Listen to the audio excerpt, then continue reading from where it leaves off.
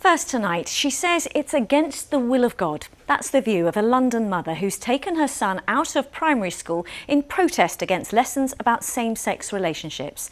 And Izzy Montague says she's not the only parent unhappy. Lessons about relationships will become compulsory in schools from September next year, but incorporating same-sex relationships and transgender issues have proved controversial. Head teachers and campaigners say it's right for schools to promote inclusivity. Anna O'Neill has the story. And then, crack! Out came their very own baby. A group of 5- and 6-year-olds at a school in Dartford learning about different kinds of families. It doesn't matter if it's a girl and a girl and a boy, or a boy and a boy, and then they get married, and then, yeah. The head of this school is a gay man with 4 adopted children. He says it's important that children understand that same-sex relationships exist. I think it's about 5-year-olds understanding that within their class there are going to be 30 children with all sorts of different families. My own daughter goes to a school, she has 2 dads. I wouldn't be having this discussion about teaching your child to swim. I don't think we should be having this discussion about teaching every child about differences within our society. At the moment, schools can choose to teach about relationships or not.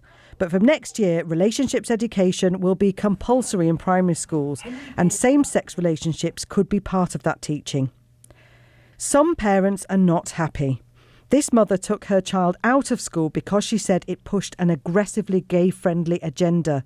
For her, it's a matter of faith. It's not anything like race or age. People are not born gay?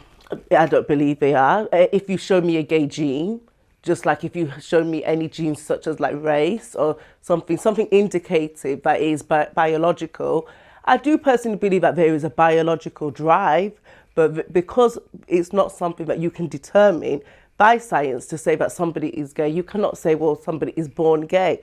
It's a choice. Her former school told us it teaches tolerance, inclusivity and equality for everybody and encourages all pupils to celebrate their differences. Gay rights campaigners say it's crucial that children learn about different kinds of people in order to be a more tolerant society. We've seen statistics from Stonewall about the amount of children and young people that are attempting to take their own life because they're being bullied for being LGBT. This isn't just about teaching, it's about saving lives potentially, and that's why it's crucial. If you've heard that phrase, oh, that's so gay. The guidance says schools can decide what is appropriate to teach and when, but LGBT people should be respected in British society and their relationships protected by law. Anna O'Neill, BBC London News. Well, with me here is the mum in Anna's report, Izzy Montague, and author Ollie Pike, who's a children's author, as I just said, and campaigns for more education of LGBT+ relationships in school. Welcome to you both. Izzy, you explained in that report there, but can we just clarify, is it the topic itself or the age that it's being taught? The topic itself. I don't personally believe that this is a topic that needs to be taught in school. Everything has a purpose. School's purpose is to academically teach our children, and it's got nothing to do with sexual lifestyles or desires or relationships. But by next year, all children will be learning about relationships and families, not necessarily sex education, but relationships and families. Aren't same-sex relationships part of that conversation? Families come in all shapes and sizes. No, families don't come in all shapes and sizes. We decide what happens in our families, and that's the thing. Some people might say, well, this is right for me. Some people disagree with it. Don't think you should teach everything to a child just because people think it's right for them. I don't believe that there is such a thing as 2 mums or 2 dads. There isn't. Biologically, there isn't. Ollie's itching to get in. I just want to say, I think it's the school's responsibility to prepare children for life in modern Britain, and we know that's the case. And this isn't just about teaching them about different types of people and different families, it's about saving lives. As I said, we know LGBT+ children experience like a higher volume of bullying, and they're attempting to take their own life on some serious occasions, and we just need to put a stop to it. But this is not anything to do with schools or how people, you can't change the way how people think. People naturally obviously have feelings towards certain things, and you can't just indoctrinate other people's children. It's not saving lives. I mean, these are sound bites and jargon that's constantly churned out, which you have no proof to say that teaching we people... have got proof, Izzy. We've got proof from Stonewall School Report 2017, Just Like Us report, like...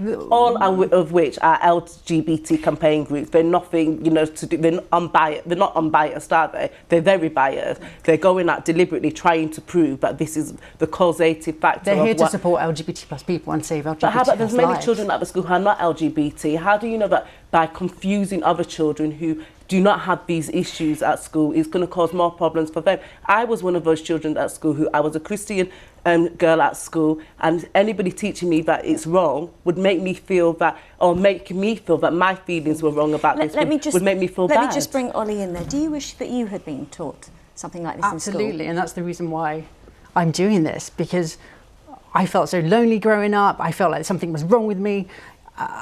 On occasions, I wasn't sure who I was and felt like I wasn't allowed to be myself. And I still have issues from that today.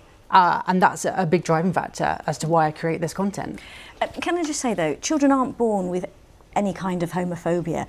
Anything that helps increase tolerance in our society, isn't that a good thing? Well, you have to, you know, we have to define homophobia, and we have to make sure that people are understanding what tolerance is. Tolerance is to be able to agree to disagree. This is exactly what's going on in schools at the moment. You have people who are agreeing to disagree. You can't force your agenda onto other people. What you're trying to do. Okay, Izzy, let me give the last point to you, Ollie. We don't want to be tolerated, we want to be accepted, Izzy. Okay. We could carry on, but I'm afraid we have to leave it there. To you both, thank you very much indeed for coming in and sharing your views. Thank you.